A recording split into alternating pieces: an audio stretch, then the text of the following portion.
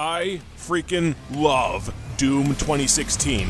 I love being able to leap, vault, and dash around levels with ease. I love gameplay that revolves around running around stages like a lunatic, acting quickly and decisively to outmaneuver enemies. I love having 12 viable weapons at a time that you can use at your whim. I love that there's a real variety to the enemies instead of a guy with a gun and a guy with a different gun. I love that every mechanic is geared around fun rather than the pretense of realism. I love power-ups that let you customize how you play. I love that you can go about combat encounters any way that you want, and none of those ways involves sitting behind one piece of cover as enemies pop up like a shooting gallery. I love having enough health that you can take a few hits without dying instantly. I love having to fight to stay alive instead of healing like Wolverine. I love not having to iron sight aim every freaking shot if you want your gun to work. But most of all, I love that it seems to have sold enough copies to show the games industry that the modern military shooter is finished. We've had enough similar litanies of chest high walls chasing the modern warfare gravy train. The fad is dead. The trend is over. Doom has shown that shooters can be awesome again! After I finished Doom 2016, I played a little more, and then I started thinking about another attempted revitalization of a classic shooter franchise. It got me thinking about Duke Nukem Forever. This game is a legend of the games industry. It was in development for 13 years as its development team 3D Realms rebuilt the game top to bottom over and over again to try and incorporate and top every new shooter as it hit the market. Basically like Daikatana chasing the myth of the perfect shooter game. This went on until 3D Realms was sued out of business by the game's publisher for failing to release it. The license and whatever half-developed puddle they had after 13 years found its way to Gearbox, famous for Borderlands and nothing else, who tacked another 2 years to its development time and still pushed it out looking half-finished. I've never played a Duke Nukem game before, which means I'm going into this with completely fresh eyes, so let's see how this mixed-up mutant freak of a game actually plays, shall we? I'm going to give you a tour of the first hour or so of the game because this will be a handy little snapshot of the game's biggest problem. After a several-minute loading screen so long I could have gone to take a piss, I spawn in taking a piss. After playing with some shit that I found lying around, which describes most of what I do on this channel, I fight a boss with the worst nauseating shaky cam that I've ever seen. The boss battle turns out to be a video game that Duke was playing that was likely much better than this one. What about the game, Duke? Was it any good? Yeah, but after 12 fucking years, it should be. Oh geez, the game took so long to make that Duke's bitching about how long the game took to make isn't even accurate. It seems the aliens from the original Duke Nukem games have returned to Earth under the pretense of peaceful coexistence, which lasts 5 seconds until they start beaming down shock troopers and attacking. I then spent the next 15 to 20 minutes wandering around a completely linear level, doing absolutely nothing. Finally, I get a handgun, whereupon I shoot a precious few actual enemies, and continue wandering around doing absolutely nothing. Are you kidding me? I am driving a toy car with shit controls in a first-person shooter. Come on, you shit! Damn it. Eventually, I get to do a turret section where I shoot down an alien mothership, which is a decent minigame, and then— oh, come on! I'm back driving the RC car! This shit goes on for another 10 to 15 minutes! This isn't a damn Toy Story game! I'm an hour in, and I've used more ramps as ramps than I've actually killed enemies! Can I go back to playing Duke's video game from the opening, because at least I got to do something there? So, what do I talk about first? Do I talk about the shooting, or do I talk about how most of the game is spent walking around empty locations while very distinctively not doing any shooting? This shouldn't be surprising for a game whose entire development was spent obsessively copying every other shooter that hit the market, but Duke Nukem Forever plays like a hybrid freak of a modern shooter and a retro shooter that botched up the fusion dance. From the retro shooter school of design, most of the weapons are highly situational, the levels are designed with almost no cover, the enemies are agile and have homing attacks you need to actively dodge, and enemies actively run around the level. From the modern school of shooter design, it takes a pathetically small health bar, Weapon X healing powers in lieu of health packs, your basic movement speed is awful, and the breaking point that pissed off the most fans, you can only carry 2 guns at a time. Only being able to carry 2 guns at a time wouldn't be a problem if every weapon in the game didn't suck ass. The two guns you find most often are the handgun, which only carries 7 shots at once and needs to stop and reload every 2 seconds, and the shotgun, which takes forever to fire a second shot, takes forever to reload, and somehow consistently misses enemies that attack you at point-blank range, consistently failing to do the one thing a shotgun was designed for. The rocket launcher can only carry 5 warheads at a time, meaning that it runs out of ammo almost immediately after you pick it up. You can't ignore this weapon either. The game has a downright infuriating habit of spawning bosses and UFOs with absolutely zero warning in the middle of levels, and guess what the only weapon that damages bosses in the game is? Guess you'll just have to throw away what good guns you were saving to pick up the rocket launcher that's immediately useless after the boss fight ends. Every other weapon in the game you find too rarely to ever get any use out of them. The Devastator damages bosses, foobars enemies, and carries a ton of ammo, but I only found it in 2 or 3 places in the entire game. There's an alien triple rocket homing launcher called the Enforcer that kills enemies in nothing flat, but the enemies that drop it are very rare and it runs out of ammo almost instantly. The freeze gun is cool as it regenerates its ammo and sets up enemies for health refilling executions, but I only found it in 1 freaking spot in the entire game, and I believe you're forced to throw it away almost instantly for a boss anyway. Then there's the useless ass weapons, like the 2 alien machine guns whose lasers travel so slowly the enemies can dodge them with ease, and the shrink ray that fires the slowest projectiles ever clocked in any game ever, making it nigh impossible to land a hit on anything that's further than 2 feet away. The only guns in the entire game that are any kind of useful are the Ripper, a generic machine gun, and the Railgun, an easy-to-use sniper rifle. These are the only guns in the game that are effective at any range and common enough to actually get use out of them, but both of them burn through ammo and neither of them can carry much ammo. You'll frequently be forced to throw away the useful weapons just to continue the fight with whatever you can find ammo for, i.e. you'll be neck-deep in enemies with no ammo for the Ripper or Railgun, and your only option is to throw away the actual useful weapon and be stuck with the shitty handgun or shotgun instead. This is where the 2-weapon limitation severely cripples the game. Not only are you constantly being forced to pitch good weapons for shit ones just to get by, but it's easy to get caught in a fight with weapons not suited to that fight. You'll still be carrying the rocket launcher you needed for the boss, and find yourself fighting normal enemies with jack shit to work with. You'll be stuck with the shotgun against enemies you can't even begin to fight at close range. So why in the hell did they give the game a 2-weapon limit if it clashes with pretty much every other element in the game's design? Well, you're not going to believe this. According to TV Tropes, Gearbox gave the game a 2-weapon limit because they thought console gamers would get confused if they had more than 2 weapons on hand. Yes, Gearbox thought console gamers are too stupid to handle more than 2 guns at once. Hey guys, I got about 12 asses you can kiss at once, and every single one of these weapons is actually useful. The backlash got so bad that they eventually patched the PC version to let you carry 4 guns instead of 2, and I didn't find this out until halfway through the game because it's an option that's turned off by default and the game never tells you about it. This simple change dramatically improves the game by letting you hold on to good weapons for when you need them, while simultaneously making sure you always have space for whatever gun you need for the situation. It raises the gameplay from being deeply infuriating to merely being bad. Most of the enemies can charge at you, a good chunk of the enemies can teleport, and you move super slowly and have piss little health. So if an enemy takes you by surprise, say by charging you or teleporting right next to you, you're pretty much boned. The game gives you a dash, but you can only dash straight forward in the direction you're moving, meaning you can't strafe, meaning you can't use the strategy the retro-style enemies were explicitly built around. Your default movement speed is so slow that enemies can easily draw a bead on you while strafing, and the inability to strafe coupled with the minuscule health means close-range combat is downright suicidal, and even medium-range combat is pushing your luck. Hell, if a pig cop with a shotgun gets to close range, I guarantee you that no matter how much health you had, you're dead in only 2 hits. The only effective way to fight any of the enemies is to keep as far range as possible and pick them off from a safe distance, which doubly sucks because most of the guns are useless at long range. Keeping far away from the enemies is pretty much the only way to give yourself the wiggle room to retreat and heal, since you move so damn slow, and ensure the enemies can't gang up on you to where you don't get a chance to heal in the first place. The enemy variety is downright pathetic. You have pig cops, which do nothing except carry human weapons and are the most common enemies in the game by a vast margin, so most of the game is just spent trudging your way through wave after wave of the exact same pig cop enemies, and other enemies being downright rare. The second most common enemy is the alien trooper, who teleports but otherwise does nothing except carry the alien guns that suck nards, although I did catch one clipping into a closet one time. The killer part?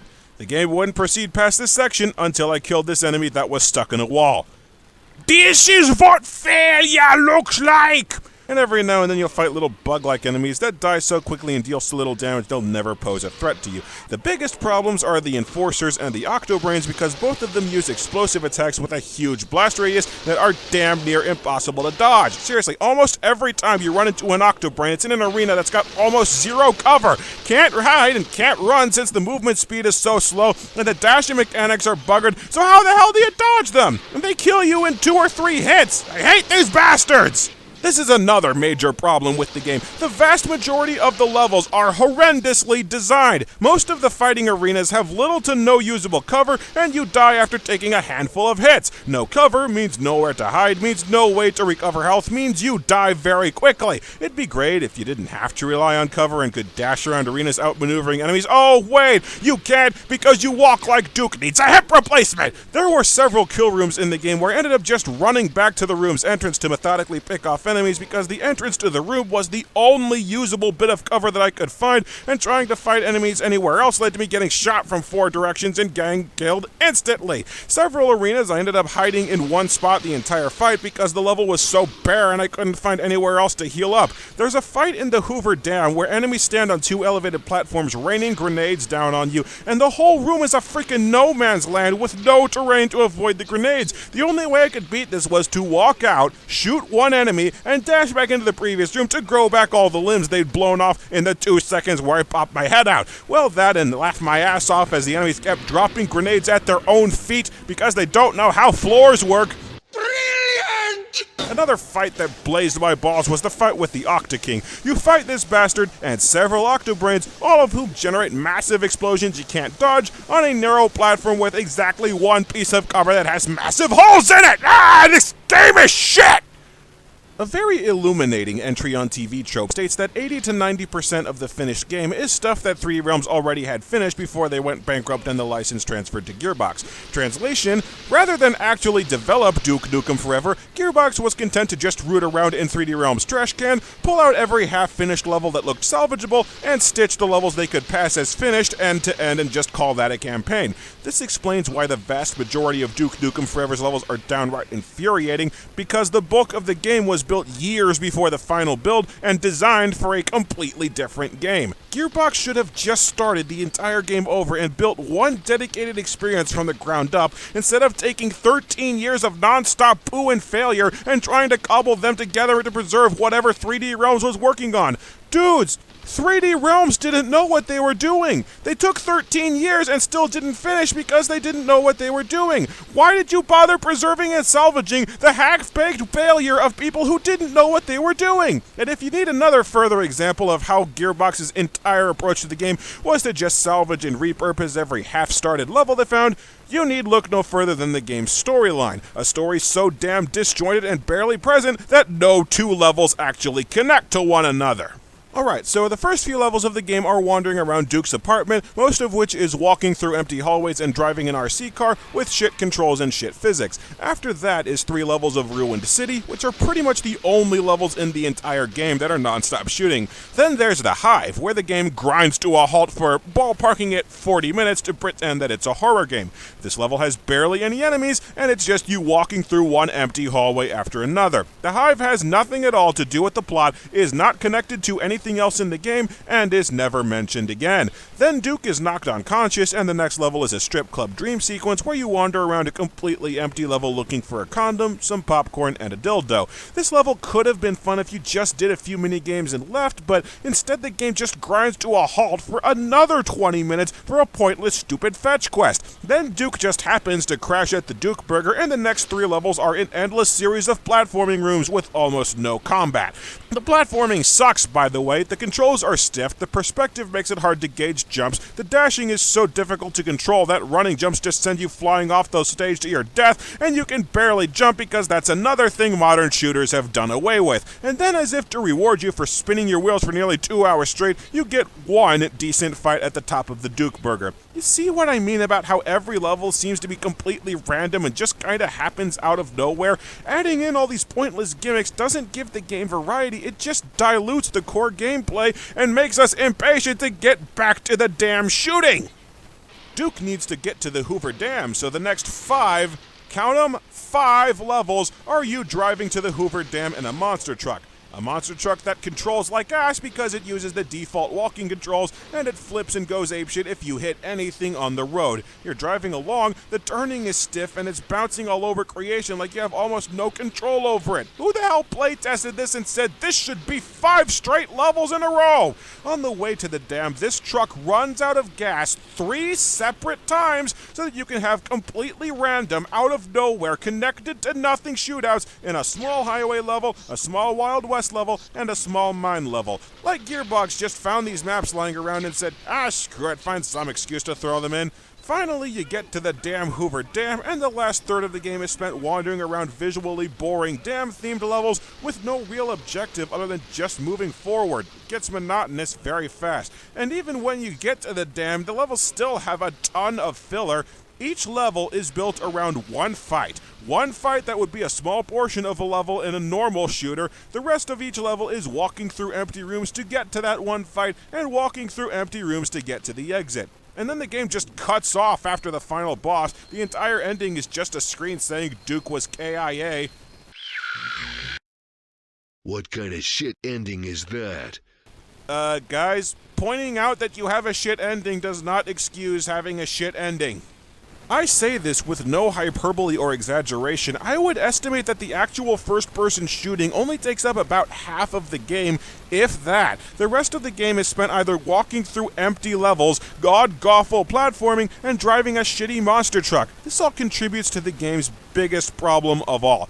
It is ridiculously boring. Your primary weapons are a generic handgun, machine gun, shotgun, and sniper rifle. The vast majority of the enemies are generic guy with generic gun. The mechanics are so unbalanced and mismatched that grabbing a long-range weapon and shooting at the other side of the room is just about the only reliable strategy. There's so little variety to the enemies, weapons, and viable tactics that every shootout in the game rapidly starts to feel the same. Every fight, all you do is find one usable piece of cover, shoot targets, and hope to God nothing gets into close range. The action is so ridiculously generic and dull, the only variety you ever get is in the environments. Every now and then you'll get an extremely rare level that's actually well-designed and fun. The top of the Duke Burger and the Wild West town come to mind, but the well-designed and fun levels are so few and far between, they just get lost in all the dull slog that makes up the rest of the campaign. And that's all on top of the fact the game's entire story begins and ends with aliens are building a super weapon at the Hoover Dam, go stop them, and the first several hours of the game being blatant, uninteresting filler. Nothing ever freaking happens to hold your interest. The entire game is a dull chore to play. That's all there is to it. There's so many other smaller aspects of the design that are infuriating. Several of the levels are loaded with invisible walls, so you're left bumbling around trying to figure out where the game wants you to go. You can interact with items in the game world to boost your ego and grow your health bar, but several of the ego items require a ton of setup or for you to win a horrendously programmed minigame, and there are several items that seem like they should give you ego but just don't. Interacting with ego items in the first place is annoying because you walk past the same item over and over trying to get the damn use prompt to appear. The game overloads you with pipe bombs, which are useful, and laser trip grenades that I never used because close-range combat is so suicidal and the mines can easily blow yourself up. You can use steroids and beer to give yourself a good melee attack and to reduce how much damage you take respectively, but it takes several seconds to actually use either of these items. I take a ton of damage and go to chug a beer to avoid dying, and I die before Duke downs the damn thing. And cheese and rice, this is one of the ugliest games I've ever seen. Batman Arkham Asylum's lowest graphics settings look orders of magnitude better than anything in this pig shit, and Arkham Asylum came out 2 years before this. Look at this crane. You climb onto this crane to finish a level. You're bent to get a good look at this object. This is a main piece of terrain in the game, and it's ridiculously muddy. There's one point in the game where you can read a magazine to gain some ego, and I didn't even realize it's a dirty magazine because the text is just so a blank white blurry page. I almost wonder if they patched the PC version to run better by just eliminating texture pop-in. Oh, on that note, if you turn the game on and reload a checkpoint in the middle of a level, then you get to sit on ass waiting for several minutes like the game's too old to know what checkpoints are. The parts that I actually liked about the game are very few in number. The game has a few jokes that landed. Come on now, you bastard! Ah, donkey punch you in the blowhole! I've got balls of fail. And if some of the references made me chuckle, I just got back from helping my friend find his wife. Christ, what a pussy. Power armor is for pussies. as ashamed as I am to admit it, playing with shit in the game's opening made me laugh at the sheer absurdity. A turd in the hand is worth two in the bush. The game's turret minigames are fairly well designed and fun. Every now and then, by pure luck, you'll find a good firefight, mostly in a room that's designed with plenty of cover, and the game's final boss, where you start with the shitty pistol and have to frantically scavenge weapons and use whatever you can find to continue the fight, was, I'll admit, pretty exhilarating. But again, none of it's enough to redeem a game that's this damn overwhelmingly boring and irritating. And of course, no review of Duke Nukem Forever would be complete without a discussion of its most infamous aspect, the part that several people have already asked me about, the Hive level. I'm not sure how much of this I should show you, but here goes. Several rooms in the Hive level are filled with women who have been kidnapped, stripped naked, bound in alien goo, and loudly moan in abject agony as they are raped repeatedly by the aliens. You can't save them. In fact, you're encouraged to mercy kill them, all while Duke quips about, why do they always take the hot ones? At one point, you find Duke's girlfriends among the victims, and all Duke has to say upon seeing his girlfriends being raped is this! Looks like you're fucked.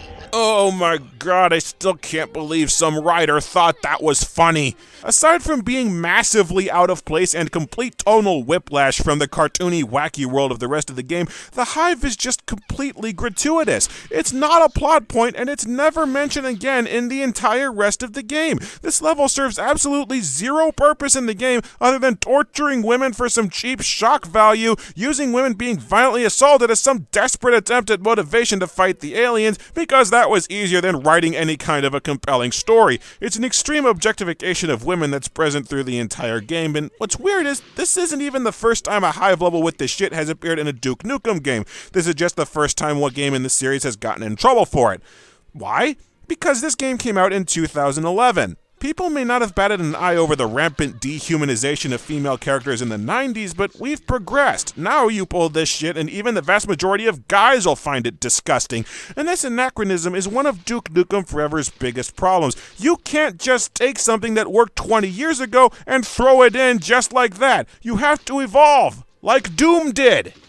When Doom was brought back for a modern generation, it pulled off a very precarious balancing act. It updated the game's mechanics with modern sensibilities, but it never betrayed the core gameplay of the original series. It was freaking Doom, with a few modern touches and updates. This is not Duke Nukem. This is a modern shooter that's wearing Duke's skin like the meat suit from the bad ending of Five Nights at Freddy's sister location. The game was crapped out by a studio that just wanted to get it done, haphazardly mixing modern shooters, because that's all they knew how to do, with retro shooters for posterity, and barely any thought of how the old and the new mix together. Doom didn't fix what wasn't broken. Duke Nukem Forever broke everything so universally that it probably should have just stayed vaporware and saved us all the trouble. So this is how the legend of Duke Nukem Forever ends. Not with a bang, but with a mighty cry of thank fuck that game's over!